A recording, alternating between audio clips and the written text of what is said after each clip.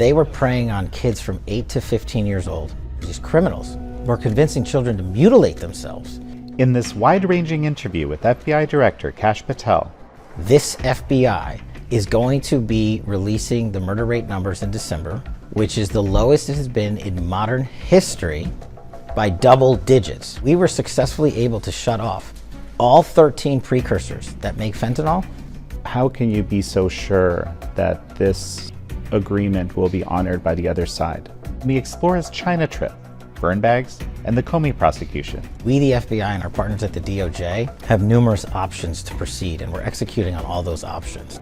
He also responds to recent controversies. When the media gets together with anonymous sources like they always do, and it gets louder and louder and louder, that just means our mission is the most effective it's ever been, and that's the only thing I care about.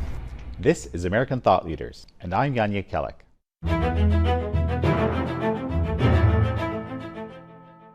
Director Patel, such a pleasure to have you on American Thought Leaders. Jan, thanks so much for coming to FBI headquarters and being in the Bonaparte room. Incredible to be here. I understand you were in the Oval Office speaking with the president when you were both made aware of an article alleging that the president intends to fire you. I'm just wondering if you could explain what happened in the room at that time. It was pretty comical, because the president and I were both discussing law enforcement operations across the country with our team, the attorney general, and other members of the department. And we were made aware that there was reporting that I was being terminated. And the president laughed, and he said, "What are they talking about? Kash is doing a great job."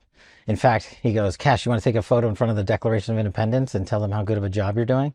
I said, "Sure thing, Mr. President." Obviously, everyone works at the pleasure of the president. I think we are executing the president's mission wildly successfully in a historic fashion. And I think when the media gets together with anonymous sources like they always do, and it gets louder and louder and louder, that just means our mission is the most effective it's ever been, and that's the only thing I care about.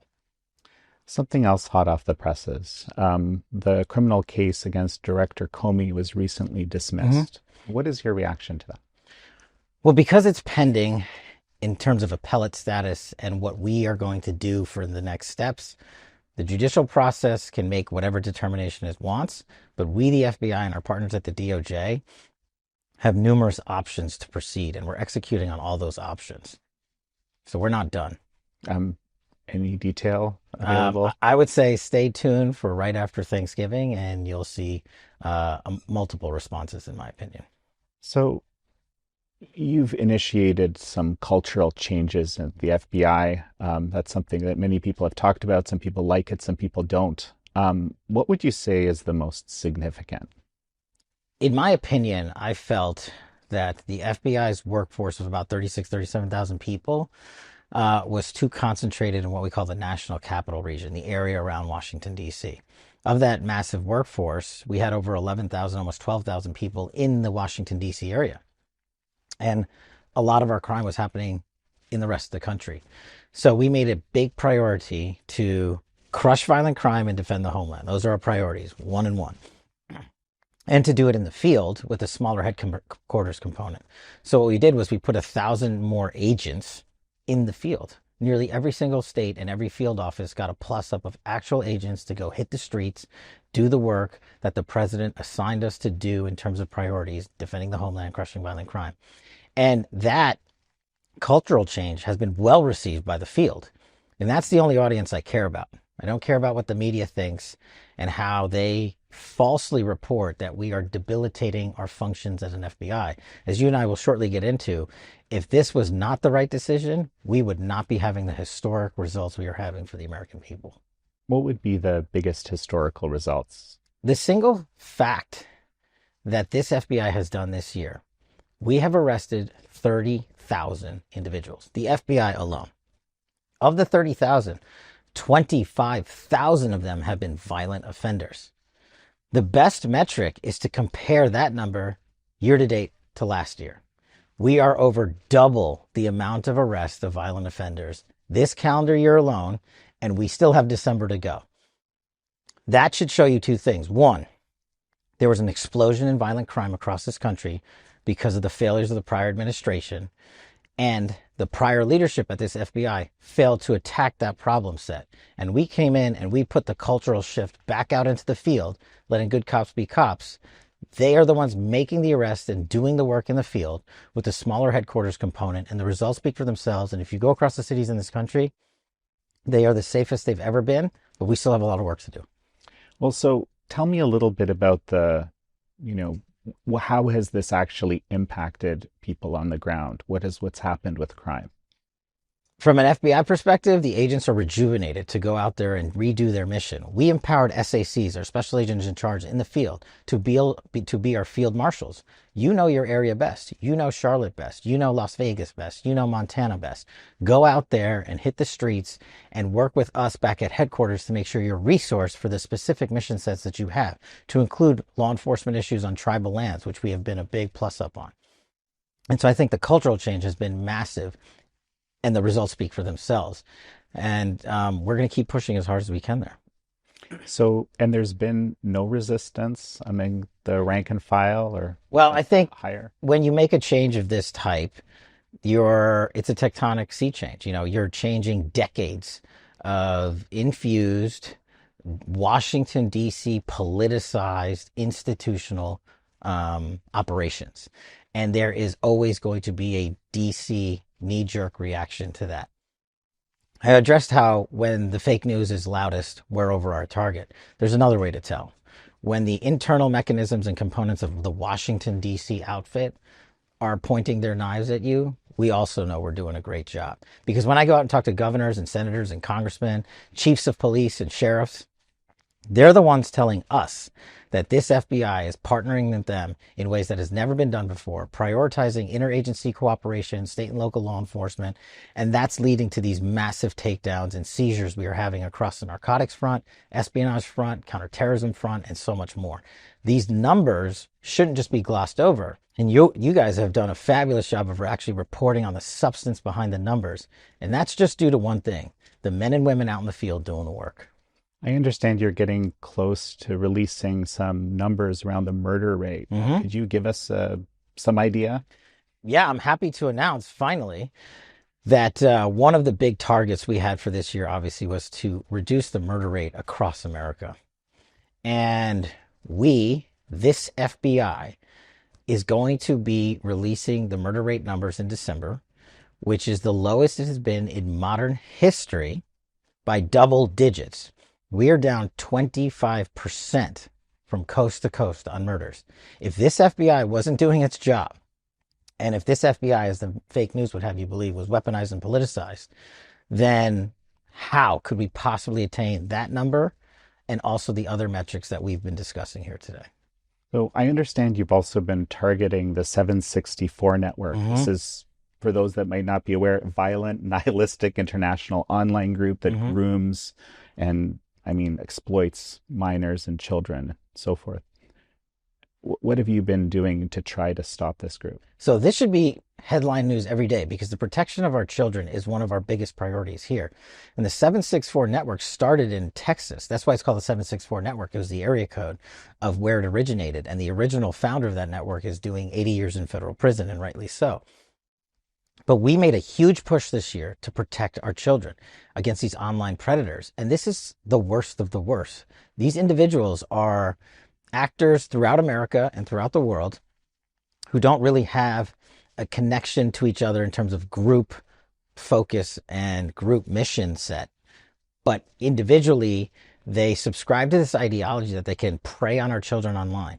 And they go, and just to look at the cases we've showed you in North Carolina, DC, Jersey, and one other state recently, they were preying on kids from 8 to 15 years old, convincing them, these children, to send them nude and sexually explicit pictures, which amount to what we call child sexual pornography, which is a federal offense. What's worse is they were sharing and exchanging information about animal crushing, about torturing animals. What's worse than that is these individuals, these perpetrators, these criminals, were convincing children to mutilate themselves. And in some cases, unfortunately, more than one, these children ended up committing suicide because they were threatened by the perpetrator that we will go public if you tell anyone. And so I said, we are not having this at this FBI. So we made it a mission set priority to collaborative work against the 764 network. And I'm proud to announce today, Jan, that the number of arrests that this FBI has against 764 network this year alone is up 490% from the same time last year. That's how hard we're going after this disgusting group of individuals, these criminals, and we're not going to stop until we safeguard the online community. And it's a big project, and I'm really appreciative. This is the most in-depth discussion I've literally had with anyone in media on it.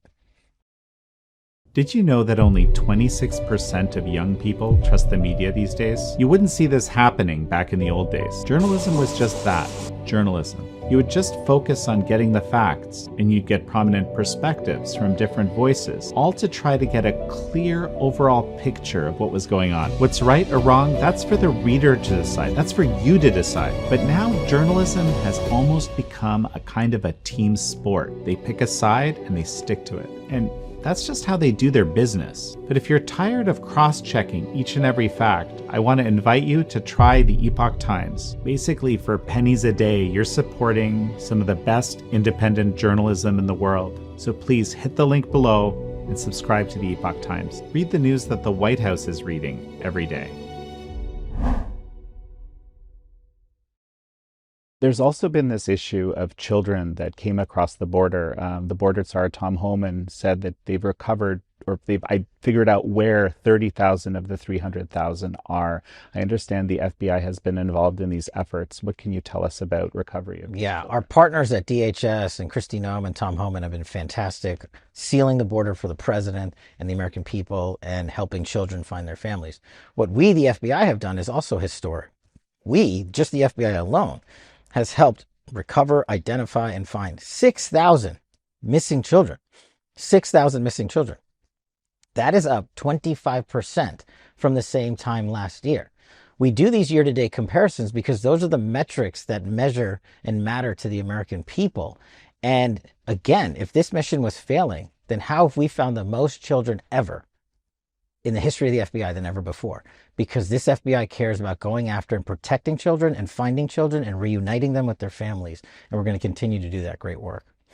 So the president has labeled Antifa as a domestic terror organization. Now, what is the impact of that, which isn't, I don't know if it's an official designation or how you describe it, different than an international terror organization. What is the impact of that on your work dealing with Antifa and related organizations? No, it's absolutely brilliant move by President Trump because it allows us to use the tool set that we utilize for, say, foreign terrorist organizations. We are allowed to use that here in the United States of America to use added intelligence capabilities, to added operational capabilities in terms of mapping out the networks and seeing how they connect and using the banking sector and the financial sector and our partners at Treasury, most importantly, because these groups, Antifa specifically, responsible for, as you know, the Prairie Land attack, which we've arrested, I think, 24 individuals on and charged them with material support to terrorism, and rightly so. They shot a federal agent in the neck and attacked a detention facility. We know what Antifa has done in Portland. Those investigations and prosecutions are ongoing. So we're treating them as a terrorist organization that they are and mapping out the money. And you know this from me. I've always said, follow the money. So with our partners in Treasury, we are following the money and mapping out this entire network and treating them as a terrorist organization under the authorities the president has given us. And I think in the turn of the new year, you're going to see some very righteous prosecutions and investigations being publicized. Mm-hmm. So let's head over to Asia. You know, you actually went to Asia, you went to China notably, but you also visited other partners. That seems unusual. Does this signal like a change in focus for the FBI, for you? So I know we're going to talk about it, but the fentanyl campaign that I've launched since becoming director is a global campaign. It doesn't just rest with China. We've worked brilliantly with our partners in India to stop the transshipments there. We went to Japan on this trip for the same reason. We also reach new partnerships with our counterparts in the Japanese law enforcement community and intel communities to allow us to extradite back for the first time in 5 years, literally just last week, criminals that the American public and our Department of Justice and the FBI need prosecuted here. So we are working to expand our relationships. I believe our relationships at the FBI are the best they've ever been. And that's not me just saying it. you can't get a criminal back from the Japanese government if you don't have a great relationship with them. And that was part of the reason why we went out there. Same thing in Korea. And ultimately, we ended up in Beijing. You said you met with your counterpart at the Ministry of Public Mhm. Security in Beijing. What was that like? It was a bit of a surreal experience. I've never been to China. And President Trump, thankfully, had these powerful engagements with President Xi. And what I can speak to is the FBI's mission under that conversation, which is to attack the fentanyl crisis, which is killing tens of thousands, hundreds of thousands of Americans these last few years. And we're not going to agree on everything. And this is what I told my counterpart when I sat down with him. We're not going to be 100% 100%. But where we can agree, our respective presidents said we should agree, and where the FBI's mission and the MPS mission overlap is shutting down the fentanyl precursors that the drug trafficking organizations are using down in Mexico to kill Americans. And we reached that agreement immediately. You know, it wasn't me just showing up there. This was a 6-month campaign where I engaged my Chinese counterparts over the phone and video teleconference and through a law enforcement attaché office. Kudos to Ambassador Perdue in China for helping us with this successful mission and being a great partner in the State Department and the White House and National Security. This is a whole of government approach. And we were successfully able to shut off all 13 precursors that make fentanyl and regulate fully 7 additional chemicals that alter fentanyl to make it a lethal, addictive drug that it is. And that pipeline being shut off is forcing drug traffickers to scramble, which we're seeing, for alternatives. And here's the good news. They know and we know there aren't any. That's why we came up with this list. Hmm, interesting. So you're actually seeing right now drug traffickers scrambling. Can you expand on that a little bit? So generally, without getting into the classified nature of the material where we have access to, we can see reflections from what the drug trafficking organizations say down in Mexico and Colombia and Venezuela and elsewhere are doing, the guys that are making the fentanyl. We know where they are. We know who they are. We know how they do it. And when we surveil and monitor and investigate these folks, we see that they are complaining about not having the necessary ingredients and mechanics to make fentanyl. That is an immediate impact that they haven't complained about in years. And I just want to remind folks that during the first administration, Trump administration, remember the problem was the production of fentanyl in mainland China, which President Trump successfully shut off, and the Chinese government adhered to that component. This is step 2 in the second administration, shutting off the precursors because we literally cut the snake off at the head. Hmm. So at the Epoch Times, we've had about 25 years of reporting on how the Chinese Communist Party has not lived up to its promises, whether written or verbal. How can you be so sure that this agreement will be honored by the other side? I think there's a couple of factors in play. One, President Trump and President Xi have struck up a relationship that is continuous, ongoing communications to work with each other on a multitude of issues, to include tariffs, which is not my wheelhouse, but it's all interrelated, right? The fentanyl tariffs, it's no surprise, were issued by President Trump because too many Americans were being killed. And they worked out an agreement where they said, our agencies are going to meet and make sure that there is no more fentanyl precursor flowing into the drug trafficking organizations, ultimately America. The relief they received was a tariff relief. And I believe because the Chinese government wants additional tariff relief and that tariff relief to maintain, they are going to have to come to the table and continuously show the results with us. And that was my part of my agreement with my counterpart at the MPS. We are going to continue to work together. This wasn't a one-off. If I got to go back, I'll go back. But we're going to show the world jointly that we've adhered to this agreement. And if there isn't, or they violate that agreement on this particular issue, they know the consequences from the president are going to be severe in terms of tariffs and other matters. And so it is a collaborative effort with sanctions also being applied by our partners in Treasury and OFAC designations. We've taken a whole of government approach to ensure that they're going to adhere to this. And if they don't, we'll be the first ones to call it out.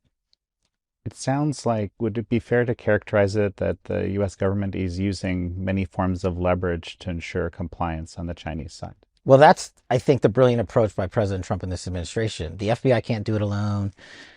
DOW can't do it alone. Treasury can't do it alone. But when we take our collective authorities and put them in one pot and focus it on, say, fentanyl, like we did here, then we can leverage not just the financial systems, the banking systems, the designation systems, the narcotics designation systems, but also allow law enforcement to work behind that to say, we are the decision point.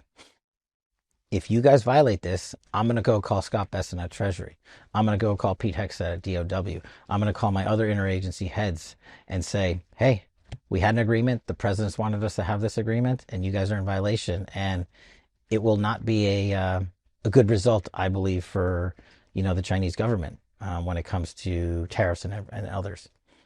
So the previous FBI director is on record as having said that the Bureau was opening a new China-related counterintelligence case every 10 hours. I'm curious how that may have changed. Sure. So I'm glad we're talking about espionage work. It's one of the most important things, most important parts of the national security mission, which is the priority of the FBI next to crushing violent crime. And this FBI, year to date, you can open all the cases you want. Okay? We can go out there and open up hundreds and hundreds of cases. But if you don't actually have a conclusion to the FBI case, which is a disruption or an arrest, then what's the point of opening the case? Just saying we're opening cases is political public fodder. Here's the difference. This FBI alone, against the CCP, the DPRK, Iran and Russia, have collectively arrested 40% more espionage actors against America year to date this year alone from last year. That's the difference. We are actually disrupting them. We're kicking them out of our networks. We're bringing them to trial, and we're putting them in prison. That is a very powerful public display of force with our partners at the Department of Justice, and the Attorney General has been an excellent partner on all of this, fentanyl, counterespionage, crushing violent crime, because we cannot do our work without public prosecutions to reveal this information. And all of these matters on all of these espionage cases we've taken to court are very public. And I encourage the media and the folks watching to do a deep dive on those. We post every single takedown. There's also this issue, what's typically dubbed transnational repression. Mm-hmm. In the past, basically this was viewed by law enforcement, including sometimes the FBI, as some sort of dispute in Chinatown, for example, where, people are, and there wasn't a realization that there's a state actor exerting pressure against dissidents, for example. I'm wondering how that approach has changed perhaps in this FBI, or if it has. Same approach for us that differs from the prior. Opening up cases is step 1 of 10. Closing cases, bringing prosecutions and disruptions is how we powerfully and publicly shut them down. And we're doing the same thing on the transnational repression front, be it from the CCP, be it from the Iranian regime, be it from the Russian regime. And what we're seeing is these adverse actors across the counterespionage transnational repression platform come in and partner with people in the United States government's positions of authority, in the military, in the intelligence community, in think tanks. And we are taking those people down by arresting them and putting them on public display. Just this year, we've arrested scores of people in public trust, partnering with the Chinese government, selling them white papers, doing the same thing with Russia, doing the same thing with Iran. And we at the FBI are safeguarding American interests here, not just across those sectors, but also in the agricultural sector, where we have stopped and seized. Just this week, actually, we stopped the entrance of E. coli into the United States of America by a Chinese national. We did a similar operation in Michigan when they tried to bring in fungus and also alter our agricultural seeds through a Chinese researcher in the University of Michigan. Those are actual results that are making a difference versus just opening cases. Makes me wonder how much we're not hearing about that's going on behind the scenes. Well, I think, yes, there's some work we can't talk about, but I think the one thing that no one can say about this FBI is how much we put out publicly. We are literally putting out more information than ever before on every single case and arrest and takedown we do, between media and social media and other interviews. We are amplifying it through the great leadership at the White House and the Department of Justice. But we're also not just stopping there. We are working with our partners in Congress at a rate that's never been before seen. And that's a unique approach that I haven't talked about publicly. The FBI normally does investigations in private. We are crafting a way to do our investigations in private while informing the public with as much information as we can. What do I mean? James Comey, in his 3 to 4 years as director, gave Congress 3,000 pages of material for congressional oversight. Chris Wray, in his 7 odd years as director, gave Congress 13,000 pages of material for congressional oversight. In my 9 months, we've provided Congress 40,000 pages of materials, and we're going to keep going. And we're going to keep lifting redactions. But my balance is to make sure the public is as informed as they can be, unlike my predecessors did, but also run investigations and prosecutions and securing those.